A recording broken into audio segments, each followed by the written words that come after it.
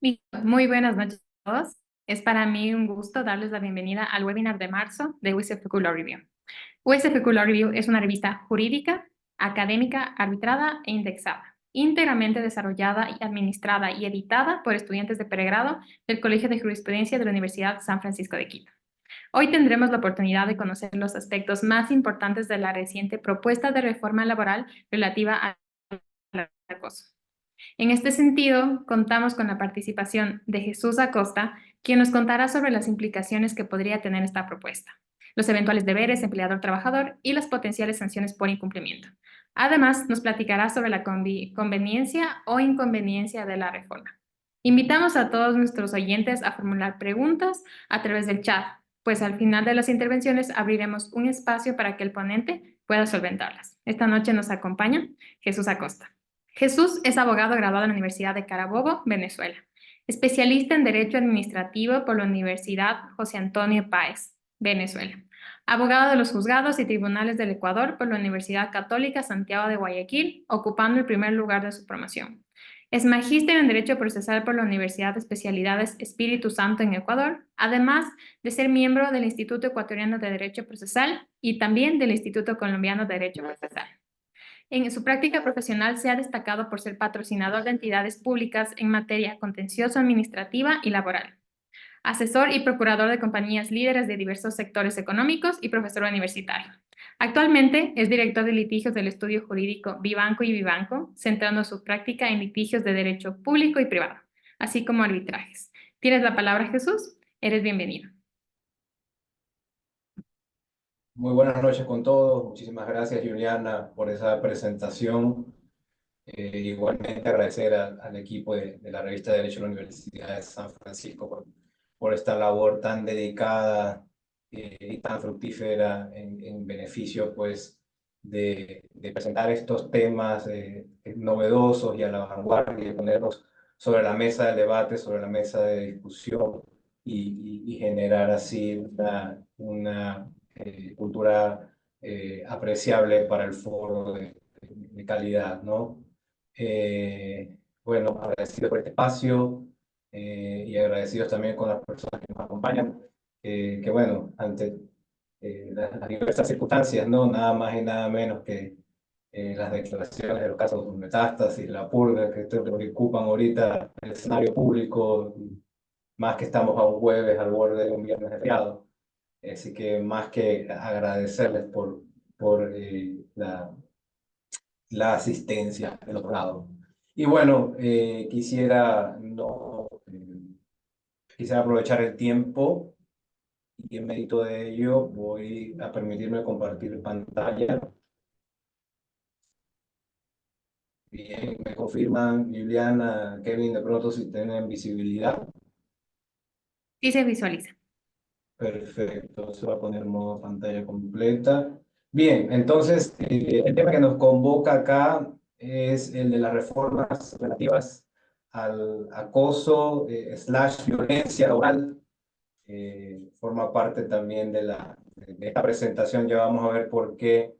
eh, se caracteriza en ambos conceptos, ¿no? Tanto acoso como violencia laboral forma parte de lo que se quiere introducir a través de esta modificación legislativa por medio de una reforma, ¿no? Eh, Rápidamente, bueno, una breve presentación.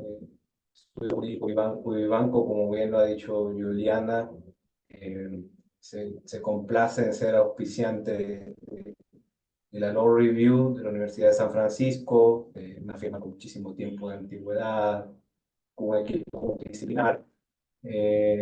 Aquí pueden ver algunas de las organizaciones y asociaciones internacionales de las cuales la firma es parte, dentro de la West African Bar Association, y algunos reconocimientos, entre otros, por Chambers en el año 2023, una certificación también por el Departamento de Estado como una de las firmas recomendadas en América Latina que todavía se mantiene. Y bueno, después de este brevísimo preámbulo de cuña, vamos ahora sí, este es un itinerario que está programado para tratar en el marco de esta presentación. Empezando por unas breves nociones conceptuales de lo que es el acoso laboral, solamente para dar orientación y entrar en contexto. Luego, a revisar también de manera muy breve los elementos o componentes del acoso laboral en el Ecuador. Y ahí sí pasaremos a comentar sobre el proyecto de ley orgánica reformatoria para la erradicación de la violencia y el acoso en todas las modalidades de trabajo, que es digamos, el planteamiento legislativo que se pretende introducir en la materia. Y vamos a ver, cuando comentemos esto, que hay dos ejes a tratar. Esta reforma tiene planteamientos o propuestas relativas a hacer cambios en el Código del Trabajo, pero también tiene propuestas para hacer cambios en la ley orgánica del servicio público. Y bueno, luego tenemos un cierre con unas conclusiones y un espacio abierto a la interacción. Entonces ya les anticipaba solo para tener una ambientación, revisar condiciones conceptuales, y para eso creo que es lo más idóneo revisar los instrumentos internacionales, o bueno, el instrumento internacional capital en la materia, que es el Convenio sobre la Violencia y el Acoso, adoptado, o bueno, contra la violencia y el acoso, mejor dicho, adoptado por la Organización Internacional del Trabajo en el año 2019 y que fue ratificado por el órgano legislativo en el Ecuador en el año 2020. Y acá están citados dos artículos. Bueno, un artículo, realmente el primer artículo que tiene dos numerales y en cada uno de ellos tiene algunos literales. Y el artículo 1, numeral 1, literal A y el literal B, definen, ¿no? Introducen a este instrumento internacional conceptualizando dos nociones.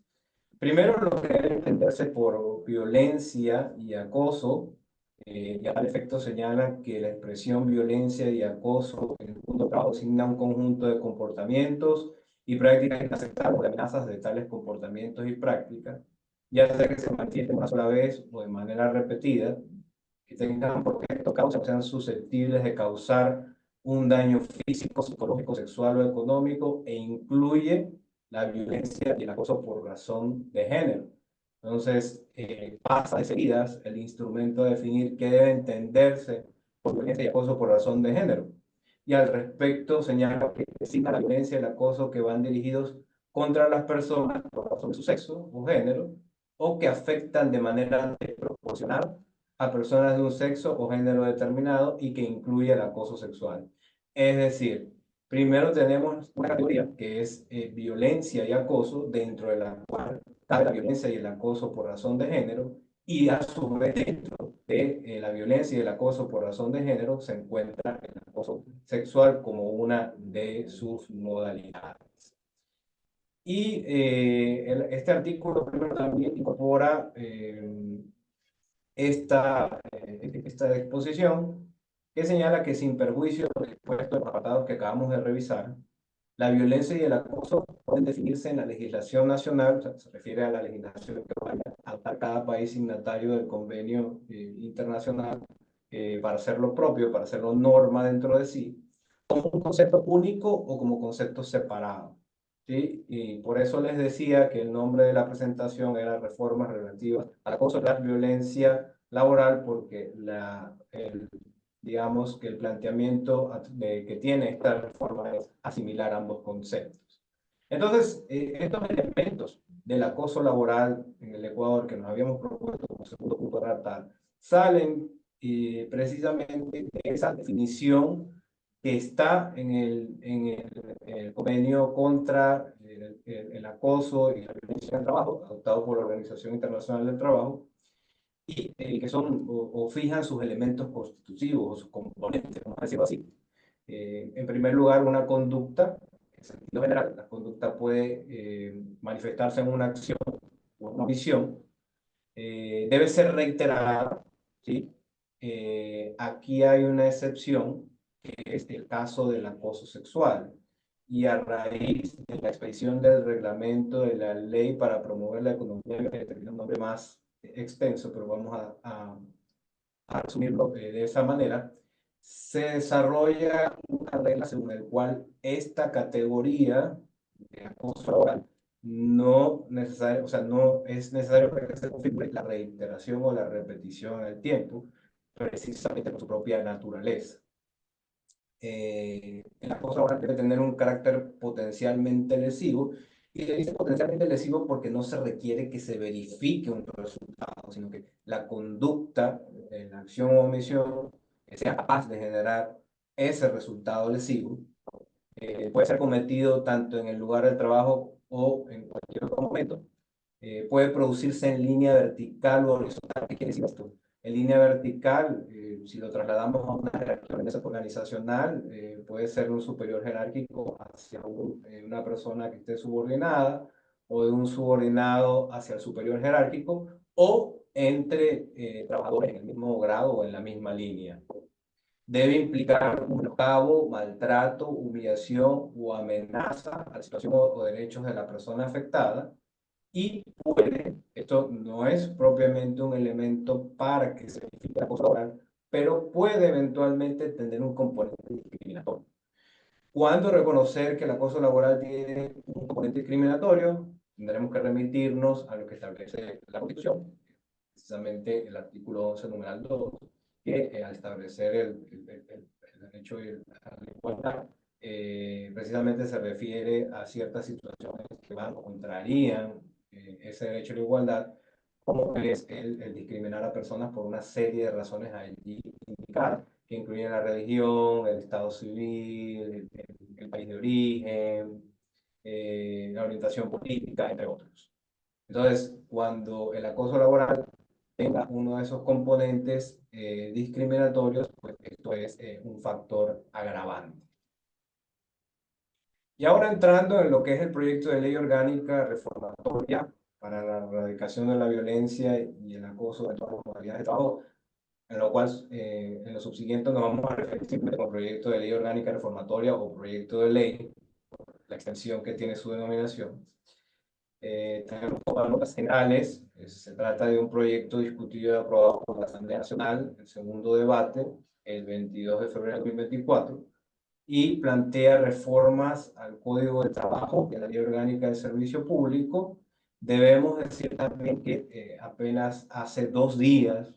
fue objetado por el presidente de la República. No es una objeción total, es una objeción parcial, y ya vamos a ver en forma transversal, en la medida en que comentemos acerca de estas discusiones, cuál es la postura presidencial respecto a este proyecto. Bien, para entrar en lo que es el articulado, realmente vi como una herramienta metodológica de utilizar estos cuadros comparativos, porque creo que permiten visualizar con mayor claridad ciertos detalles que de una generalización podrían pasar desapercibidos. Sí, si se fijan, empecé acá por referirme al artículo 2 del proyecto, no al artículo 1. La idea es que hubiera sido en ese mismo orden, desde el artículo 1 hasta su último artículo, pero deliberadamente pues invertí el orden, porque el artículo 2 del proyecto introduce reformas, estamos presentando las reformas al Código del Trabajo, y reformas que deben entenderse o al concepto propio de acoso y de violencia laboral. Ya había tenido la oportunidad de referir que en este caso la decisión del legislador ha sido asimilar ambos conceptos, lo cual es técnicamente está dentro de las previsiones del convenio de la Organización Internacional del Trabajo, que permite que puedan ser dentro de la legislación de cada estado que adopte las reglas del convenio, puedan ser asimilados el uno con el otro. Entonces, aquí está la definición, realmente reúne los elementos a los cuales nos hemos referido, pero sí hay que, o llama la atención ciertas expresiones en su propio articulado. De hecho, ustedes pueden ver que de un lado está una parte del artículo 2 que viene a reformar el artículo numerado siguiente al 46 del Código de Trabajo, que es el que tiene actualmente la definición del acoso laboral. Y del otro lado de la pantalla está el mismo artículo, solo que es el inciso segundo. Es que hay una, o sea, aprecia una aparente contradicción en la medida en que el primer inciso se refiere a que el como elemento de el acoso laboral, se requiere que los comportamientos que así lo constituyen pueden ocurrir una sola vez o de manera repetitiva, y en el mismo artículo, el inciso segundo, señala que debe ser ejercido de forma reiterada. Entonces, ya aquí aparece una primera contradicción, porque sin lugar a dudas, pues, o debe ocurrir una sola vez, o si se requiere elemento de reiteración o de repetición, que es lo que tradicionalmente ha además recogido nuestra jurisprudencia. Con la salvedad, como ya había comentado, del acoso sexual, en el cual sí no se requiere un elemento de repetición o de reiteración y basta solo eh, eh, una sola ocasión para que pueda configurarse eventualmente. Entonces, estas son un primer punto que sale del análisis del propio articulado comparado con signo. Y hay otra expresión que llama la atención, y se refiere al tipo de daño que puede provocar el acoso laboral, el acoso, violencia laboral, para ser considerado como tal. Entonces, hay una enunciación, puede ser un daño físico, psicológico, sexual, económico, que ya, digamos, habían sido potencialidades de daño que ya habían sido planteadas como constitutivas de acoso. Sin embargo, se introducen otras categorías de daño, o posibles daños, o de potenciales daños, porque recordemos que no es una exigencia de resultado, como lo es daños políticos, simbólicos o digital. Y en este punto, la objeción presidencial sí ha planteado que podría haber un problema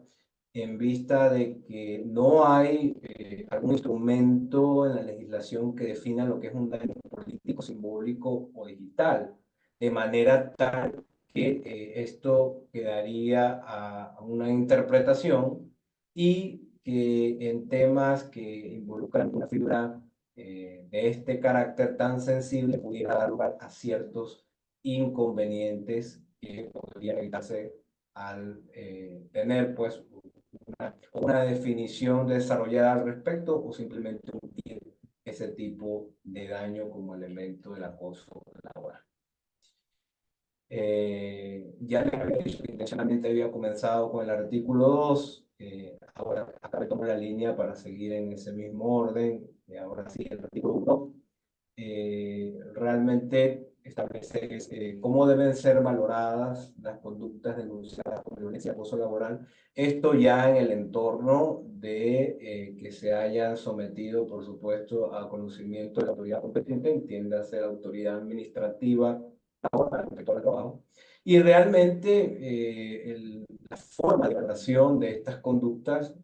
tal como está planteado el proyecto, no difiere mucho de la forma como está prevista actualmente en el artículo enumerado siguiente al artículo 26 del trabajo. La novedad es lo que ustedes pueden ver subrayado en el primer párrafo, que pues se trata o se establece como obligación evitar cualquier, para la autoridad competente, evitar cualquier proceso de revictimización que atente al derecho a la presunción de inocencia, el derecho al buen nombre y reputación de las personas, entre otros. Pero digamos que ya de todas maneras estos son derechos que están protegidos por la Constitución, el derecho a la no revictimización en sentido general, igual la presunción de inocencia y también el derecho al buen nombre y la reputación. Así que no representaría como tal una novedad de envergadura. Y señala pues que la autoridad competente apreciará las circunstancias de acuerdo con la capacidad de estas de someter a un trabajador a presión para provocar su marginación, renuncia o abandono de su puesto de trabajo. No podría ser de otra manera, pues cada persona tiene, digamos, ya desde el punto de vista de lo que podría ser el acoso o una conducta, una reacción a una conducta constitutiva de violencia y acoso, tiene un nivel de tolerancia, se trata de que se establezca un juicio en función de la persona en sí y las circunstancias del caso concreto. Esta reacción de este segundo inciso que ustedes ven acá es idéntica a la que está en el Código del Trabajo, como les decía, pero sí llama la atención que el presidente de la República haya hecho un señalamiento al respecto, y haya planteado que esta regla, según la cual deben apreciarse las conductas de acuerdo con la capacidad de estas de someter a un trabajador a presión para provocar su marginación, renuncia o abandono, implicarían una extralimitación de atribuciones en el sentido de que la objeción presidencial plantea que sería entrar a examinar una relación laboral cuando ya ha terminado, es decir, podría ser producir la renuncia o abandono, lo cual evidentemente no sería competencia del inspector de trabajo a través digamos, el mecanismo clásico mediante el cual se ventilan y se protegen los derechos en estas circunstancias, que es el visto bueno, porque el visto bueno es un mecanismo para autorizar la terminación de la relación de trabajo. Entonces, si ya está terminada por renuncia o abandono, eso implicaría que la autoridad administrativa tuviera que conocer de un aspecto sobre el cual no tiene competencia. Y igualmente, la objeción señala que esto interferiría con una causal de visto bueno que sí está ya legalmente establecida, que tiene que ver con el abandono del trabajo, está establecido en el artículo 172, numeral 1 del Código, o por faltas repetidas, injustificadas de puntualidad o de asistencia al trabajo, abandono injustificado. Realmente, o sea, a mi parecer, creo que es evidente que el inspector del trabajo no tendría competencia para emitir algún pronunciamiento en una relación de trabajo que ya está terminada, pero esa ha sido la objeción planteada respecto a este punto. Y ya avanzando, el artículo 2 también tiene esta disposición referida a la desconexión digital, descanso, permiso y vacaciones, que ha sido bastante polémica y bastante preocupación, digamos, en algunos sectores económicos. Y lo que se plantea es que la violencia y el acoso laboral podrían comprender también la no desconexión digital, el desacato al tiempo de descanso, permiso y vacaciones del trabajador, así como su privacidad de la intimidad personal y familiar. Al respecto, la objeción del presidente de la República lo que ha planteado es que la no desconexión digital vendría a ser un derecho, sí, pero dentro del marco del contrato de teletrabajo, está hablado en el artículo enumerado siguiente, el artículo 16 del Código de Trabajo, y que no sería propio que aplicara a las contrataciones laborales. Y adicionalmente, y esto me parece que sí, yo creería que habría eh, alguna posibilidad de plantear un debate respecto a lo comentado en relación al contrato de trabajo, pero creo que este segundo aspecto, que es el problema de la generalización, sí tiene bastante sentido. Esto es que no todo contacto que pueda hacer el empleador en tiempo de descanso, permiso, vacaciones, necesariamente tiene que, o necesariamente encuadre, mejor dicho, en la definición de violencia y acoso laboral, que ya hemos visto que precisa de varios elementos. Entonces sería un inconveniente o podría generar desproporciones en la aplicación de esta norma, y habría que en todo caso ver cómo la práctica si es que luego de que se resuelva la acción presidencial se convierte en norma vigente, cómo en la práctica es aplicada. Además de esto,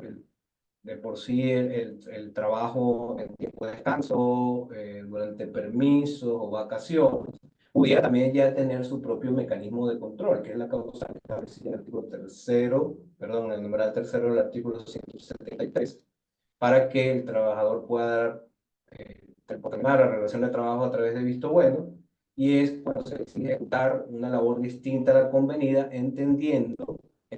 por labor convenida no es solo la naturaleza de la tarea, sino las condiciones en que debe realizarse esa tarea y que están sujetas a una jornada específica, salvo los casos que la ley prevé, específicamente en el artículo 52 del Código del Trabajo, que involucran pues un caso fortuito, fuerza mayor, que implique la necesidad del trabajo en estos momentos de descanso, de conexión, cuando haya pues amenazas graves o peligro grave para el establecimiento, explotación, industria, o por la naturaleza propia del tipo de actividad, según el caso.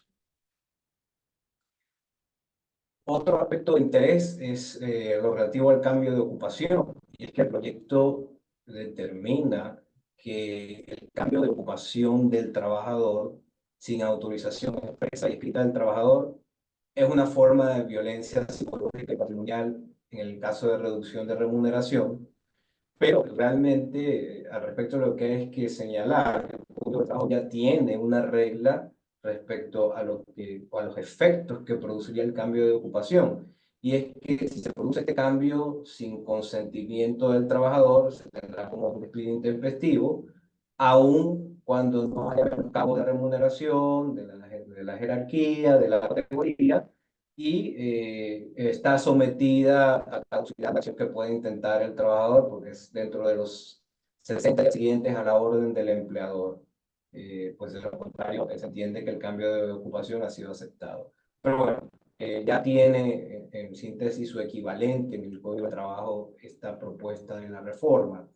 Otro aspecto que sí es bastante interesante y creo que sí es un acierto es la ampliación del ámbito subjetivo de protección en el sentido de que el acoso y violencia laboral ya no es nada más, ya no tiene nada más como sujeto pasivo afectado a una persona trabajadora, sino que también a otras personas, a otros actores que están dentro, digamos, de la relación de trabajo, directa o indirectamente, y dentro de los cuales se incluyen a personas en formación, pasantes, aprendices, señala incluso la norma que personas despedidas, voluntarios, personas que estén en búsqueda de empleo, postulantes de empleo y trabajadores tercerizados, ya vamos a hablar acerca de estos trabajadores tercerizados. Y decía que es un acierto porque efectivamente el convenio contra el acoso y violencia laboral por parte de la OIT eh, contiene, digamos, o abarca la protección a estos sujetos. Fíjense que la redacción del artículo 2, numeral 1 del convenio es bastante similar y casi que está reproducida en lo que pretende introducir la reforma en cuanto a la protección de estos sujetos. Lo que sí es, a mi juicio, un desacierto es la mención de trabajadores tercerizados. ¿Y por qué es un desacierto extender el ámbito subjetivo de protección a trabajadores tercerizados? No es la extensión del ámbito subjetivo de protección el problema,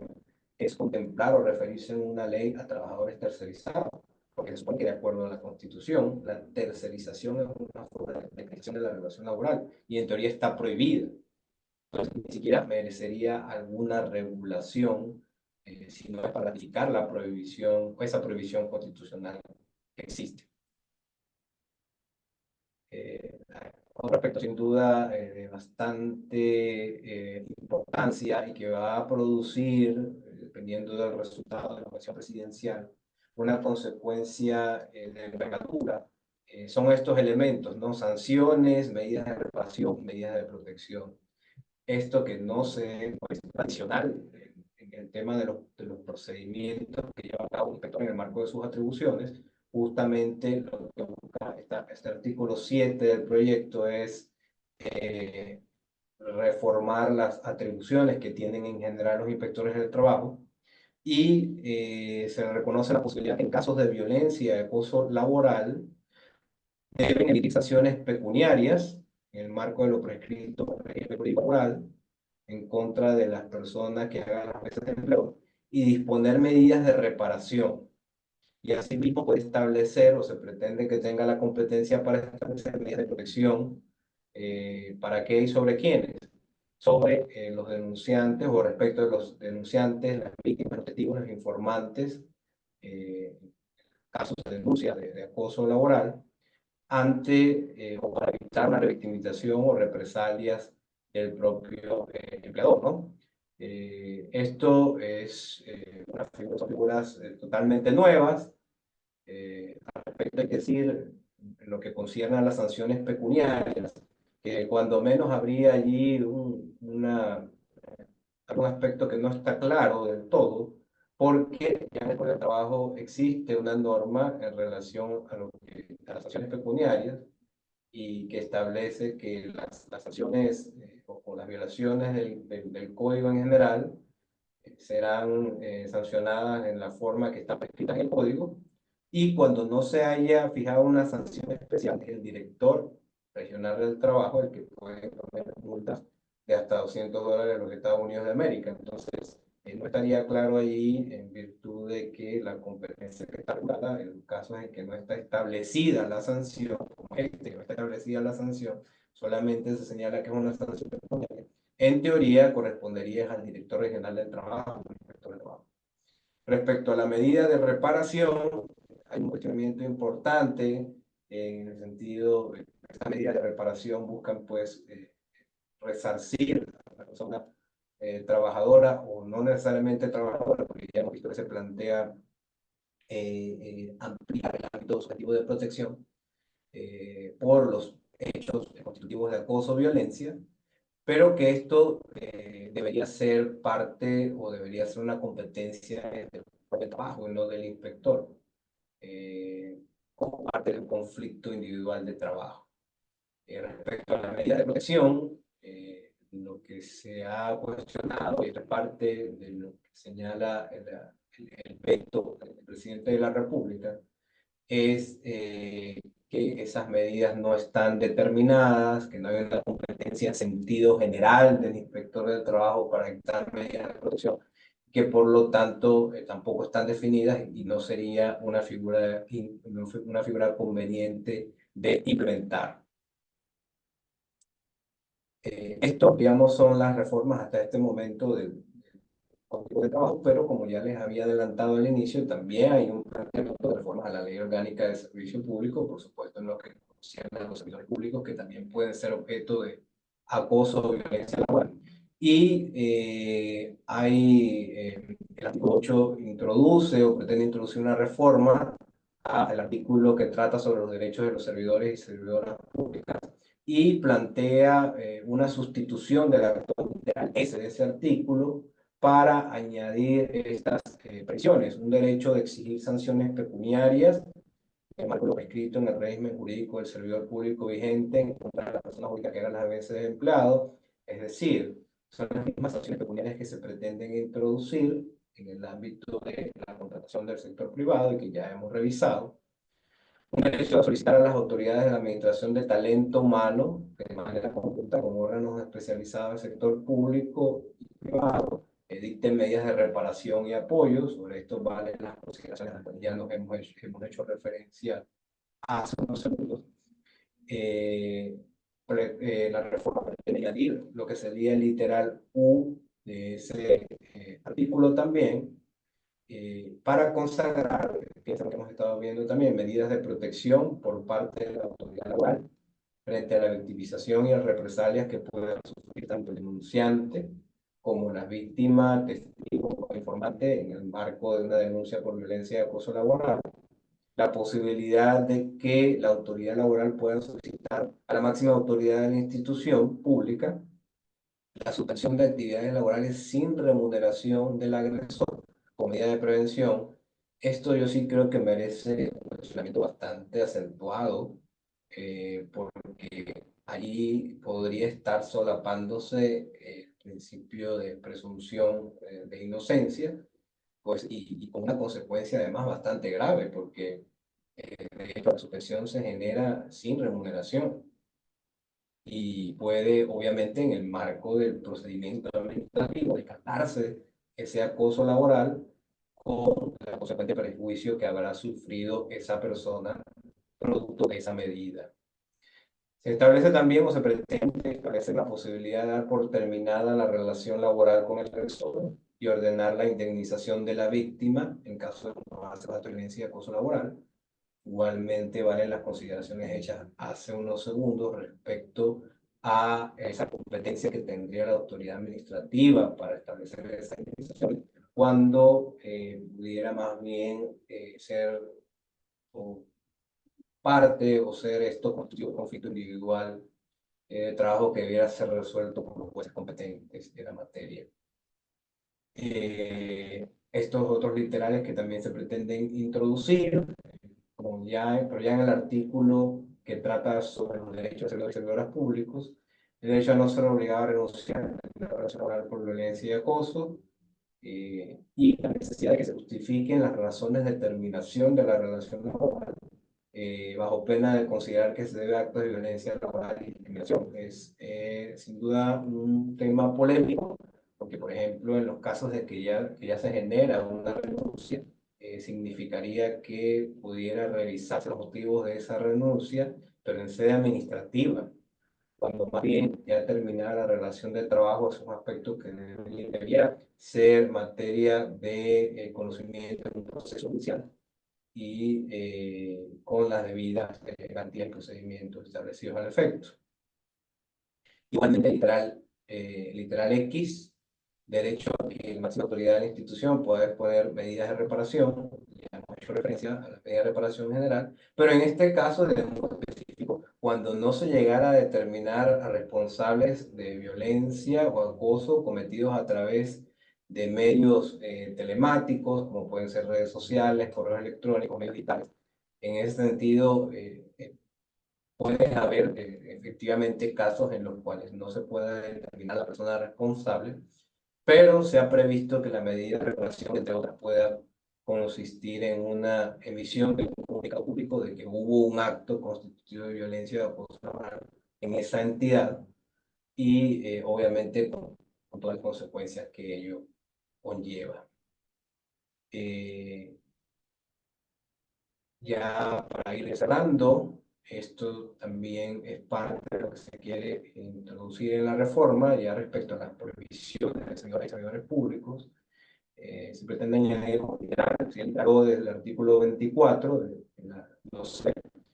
con el objetivo de establecer una prohibición de ser expuesto frente a la victimización o represalias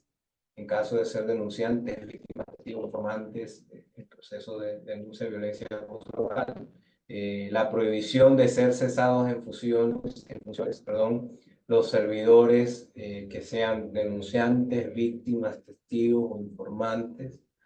mientras dure el procedimiento administrativo correspondiente, salvo que sean funcionarios de rango jerárquico, en cuyo caso siempre será posible terminar la relación mediante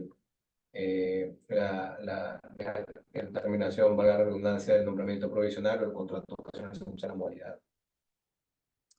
Y estos son aspectos que están ya previstos para en lo que concierne a las reformas al Código del Trabajo, que se reintegran también en la Ley Orgánica de Servicio Público, que ya todos lo vimos, con las respectivas comentarios y apreciaciones, que es la definición de acoso y violencia laboral, donde hay la misma contradicción en cuanto a si debe ser registrado según una parte del artículo que establece la definición, debe tratarse de una conducta registrada, pero en otra parte, en otro inciso, establece que basta que ocurra una sola vez, aspecto que habría que aclarar. Sobre este tema de contemplar el daño político, simbólico, digital como resultado posible del acoso, y que ya hemos visto que puede tener inconvenientes, que son conceptos no definidos, que puedan tener entonces en su interpretación una carga subjetiva poco conveniente. Lo que ya hemos conversado sobre la desconexión digital, el sacar tiempos de descanso, permiso y vacaciones como supuesto de violencia y acoso laboral, y aquí vale también la incorporación a aquello que referimos sobre las objeciones que ha realizado el presidente de la República en cuanto a este sería un aspecto exclusivo del contrato de teletrabajo, la desconexión, y que ya se trata también de una causal de visto bueno establecida legalmente que busca proteger a la persona trabajadora ante estas intromisiones o interferencias. Sobre lo relativo al cambio de ocupación, que también se pretende establecer en materia de servicio público como un tipo de violencia psicológica y familiar, pero también la LOCEP ya señala que sencillamente la aceptación por escrito del servidor público es una condición sine qua non para que se lleven a cabo cambios administrativos y punto. De manera que si no hay esa aceptación por escrito, simplemente el cambio es totalmente ilegal. Y también esta extensión del ámbito subjetivo de protección a los servidores o a las personas que estén también en el servicio público en calidad de pasantes en formación y otras personas de aspirantes al empleo, que ya hemos revisado en oportunidad anterior, y también se reitera esto de los trabajadores tercerizados, que ya hemos visto que puede o podría ser considerado inconstitucional en función de la previsión que establece el artículo 327 de la Constitución. Pero ya para hacer un cierre, hemos visto ya entonces definitivamente que este proyecto de ley tiene algunos aspectos bastante positivos, como es sin duda alguna el tema de la ampliación del ámbito de protección de las personas que ahora estarían tuteladas frente al acoso y la violencia laboral. Las medidas de protección de juicio podrían ser un mecanismo bastante de interés para establecer, digamos, o garantizar que el empleador no tome represalias contra las personas que vayan a participar o participen como denunciantes, víctimas, testigos, mientras el procedimiento tiene lugar. El tema es que esas medidas de protección no están determinadas y deberían en todo caso establecerse con una proporcionalidad. Pues, el procedimiento no ha terminado y al final pueden ser desestimadas esta denuncia de acoso o violencia. Sin embargo, también entiendo que esto podría generar algún cuestionamiento porque estaría previéndose medidas de protección para esa causal específica de visto bueno y no frente a otras causales de visto bueno que también tiene el trabajador a su disposición para terminar la relación de trabajo y podría ahí haber una inequidad. Hay aspectos bastante problemáticos, sin duda, el tema de las sanciones económicas, de las medidas de reparación, creo que sí es algo cuestionable que una autoridad administrativa establezca esas medidas de reparación con digamos, los mecanismos que tiene limitados el procedimiento administrativo. Y creo que hay unos aspectos que habría que moderar. Uno es el tema de la desconexión y el trabajo en tiempos de descanso, de vacaciones o permisos, porque no necesariamente cualquier contacto que pueda hacer el empleador en estas circunstancias debe considerarse necesariamente un acoso o violencia laboral que ya hemos visto que debe tener unos elementos específicos,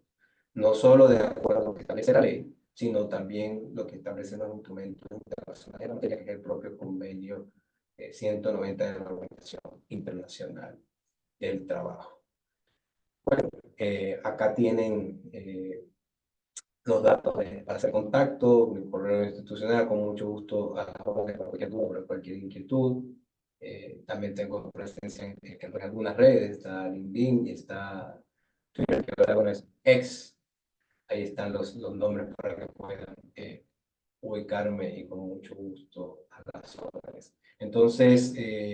bueno, habiendo cumplido el propósito de la presentación, Juliana, pues te devuelvo la palabra para hacer la interacción que corresponda con nuestra audiencia. Muchísimas gracias por tu intervención, Jesús. Ha sido muy interesante y sin duda ha expandido la perspectiva que teníamos sobre esta reforma. Ahora vamos a abrir un espacio para que nuestro expositor pueda contestar las preguntas que hayan formulado los espectadores a través del chat. Es así que si todavía no lo han hecho, pueden enviar sus preguntas ahora. En este sentido, ya tenemos una pregunta por parte de Gabriel Cela. Él nos pregunta, ¿el acoso laboral es una conducta que puede consistir en una acción u omisión? ¿Cómo el acoso laboral puede darse por omisión? Esa es una pregunta bien interesante porque es muy válida y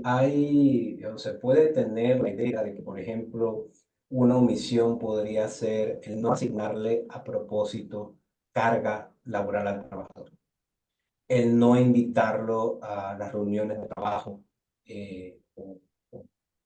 o en definitiva el aislamiento o la desconexión, porque son conductas negativas. Y pues bueno, eso es una omisión, pero realmente la omisión también puede tener lugar si el empleador no ha llevado a cabo los procedimientos correspondientes para investigar esa conducta de acoso o de violencia laboral. Y es que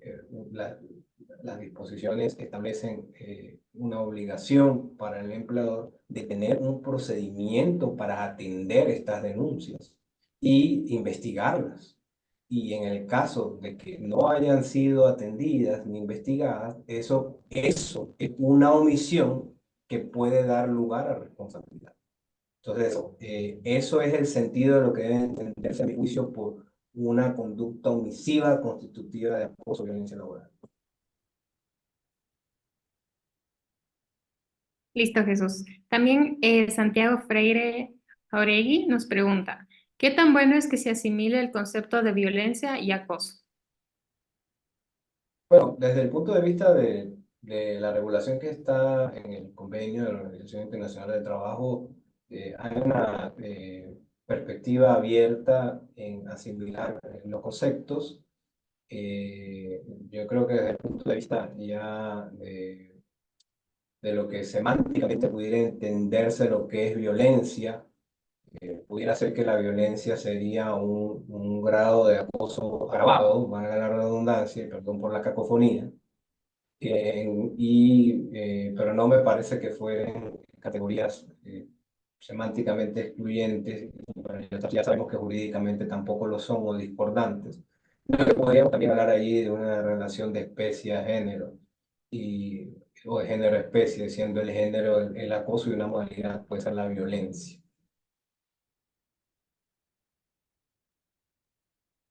Muchas gracias, Jesús. Tenemos una última pregunta. Dice, ¿considera que las reformas relativas al acoso puedan ser implementadas por vía reglamentaria? Bueno, de hecho hay ya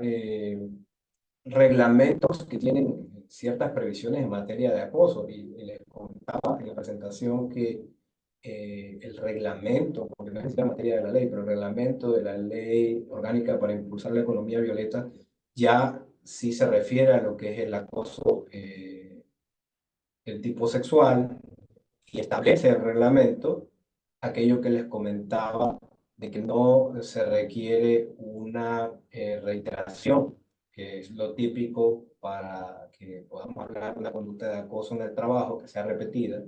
En los casos de acoso sexual basta que haya ocurrido una sola vez precisamente por la naturaleza del hecho. Entonces, sí, ya ha pasado, y yo creería que, en definitiva, se trataría de desarrollar un derecho que es el derecho a un ambiente de trabajo libre de acoso y violencia, pero que, claro, naturalmente tendría excepciones en la medida en que se restrinja algún derecho, pues sí, ya estaría justificado que esas restricciones sean a través de una ley.